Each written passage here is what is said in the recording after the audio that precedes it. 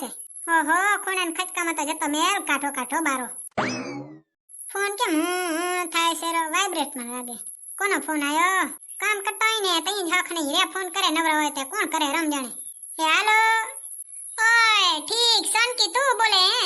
મને હું ખબર તારો ફોન આવ્યો છે લે. હે આ જેડલનો ફોન આવ્યો છે ને આને પાસે ફાંકા મારવા પડશે ને કોઈ દી ફોને નહીં કરે એવી છે. હે આ જેડલ તો વીઆઈપી છે. હે હા સોનકી. ના રે ના એલી નેટ નતું પકડતું બોલ ને. ઠીક હારું લે. ના રે ના એલી માર ઘર તો કચરા પોતા વાળી આવે, ઠમડા વાળી આવે, લુગડા ધોયા વાળી આવે. આપણે કઈએ કર લઈ. આપણે તો કેળું રહી જાય આપણે સન કરાય નહીં સોનકી. હવે એલી માર હાહુએ કાંઈ ન કરી શકે ને આપણે બારે જાવું હોય ફરવાન બરવા તે કેમ ભેગું થાય કે? એટલે તો ફટાવાળી ને ઠમડા વાળી રાખી જ દેવાય ને કાંટાણે થઈ જાય કામ. હવે સોનકી તું શું કરે છે રી? તું તો ચાંચે ફરી આવીશ કા?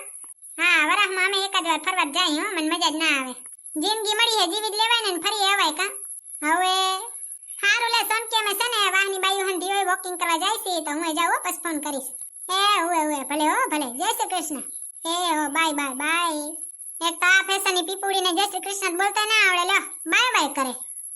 હારું ફોન મૂકી દીધો ને કેટલીક વાર હું ખોટું બોલું. હે તો વાતું કરે તૈયા સુધી માર તો ખોટું જ બોલવાનું હોય.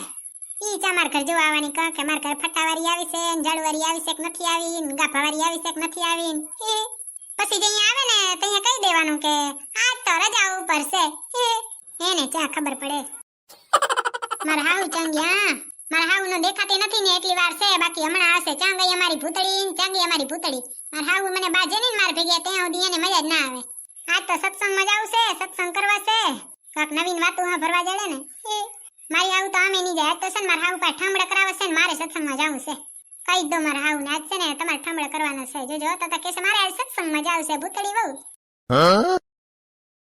ઓ મમ્મીજી તારે કામ થઈ ગયું ભૂતળી? મમ્મીજી હું તમને એમ પૂછું છું કે તમારે સત્સંગમાં જાવ છે આજે? ના રે ના ભૂતળી માર સિરિયલ ખોટી થાય છે માર નથી જાઉં. હા તો ઠામડા તમે કરી નાખજો ને હું સત્સંગમાં જઈશ માર જાવું છે. ભૂતળી એક કામ કર ઠામડા તું કરી નાખજે સત્સંગમાં હું જઈશ. હવે મારે ઉંમર છે ને સત્સંગ કરવાની. ઠામડા ન કરવા પડે એટલે હવે સત્સંગ કરવાની ઉંમર થઈ ગઈ. મમ્મીજી ભગવાન સહન નહીં કરે હો. હા રે આવે ભૂતળી. મમ્મીજી મને જવા દે ને સત્સંગમાં. તા જાવ હોય ને તો જાજે પણ ઠામડા રાખીને ન જાતી નકો હું જઈશ પછી. કામ બામ હું નહીં કરું કેતી નહીં. મમ્મીજી તૈયા તો તમારું શરીર આવું ખડકાઈ ગયું છે. કામ એકે અડવું નથી પાછા બેઠા બેઠા કહેશે ભૂતળી મારો 5 કિલો વજન વધી ગયો મારો 10 કિલો વજન વધી ગયો 25 કિલો વધી જશે મમ્મીજી 100 કિલોના થઈ જાહો. હા રે આવે મને સલાહ હું દે હેરી. અને મમ્મીજી તમને ખબર ન હોય ને તો કહી દઉં આજમાં જેડલનો ફોન આવ્યો તો. એને ઘરે તો જાડુવારીએ છે ને ફટાવારીએ છે ને ઠામડાવારીએ છે ને ગાભા ધોયાવારીએ છે.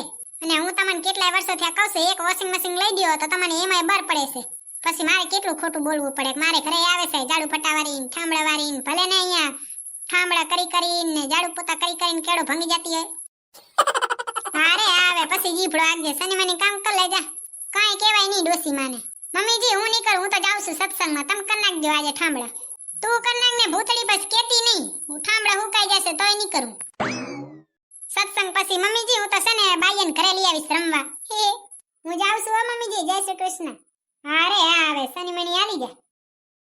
જય શ્રી કૃષ્ણ મમ્મીજી. વાંદરી સત્સંગમાં ગઈ કોઈ દી જાતી નથી. આજ વાતાના વડા કરવા હશે. રહી બેઠી બેઠી પંચાયત કરશે.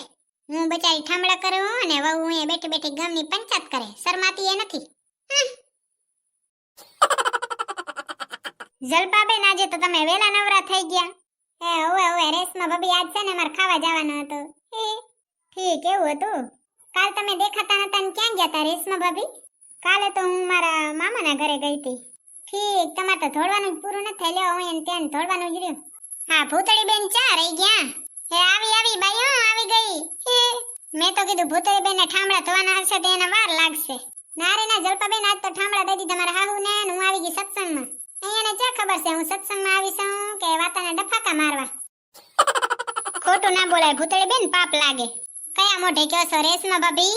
તમે તો આજ દી સુધી કોઈ દી ખોટું નહીં બોલતા હો કા? ભૂતળી બેન ઈ તો ભગવાનના ઘરના માણસ કોઈ દી ખોટું બોલે જ નહીં. એ ભગવાનના ઘરના માણસ હોય ને ઈ જ ખોટું બોલે જલપાબેન. ઓહો રેશમા ભાભી કઈ એક ચશ્મા ને કઈ એક ટોપી ને ટોપી ક્યાંથી લઈને આયા?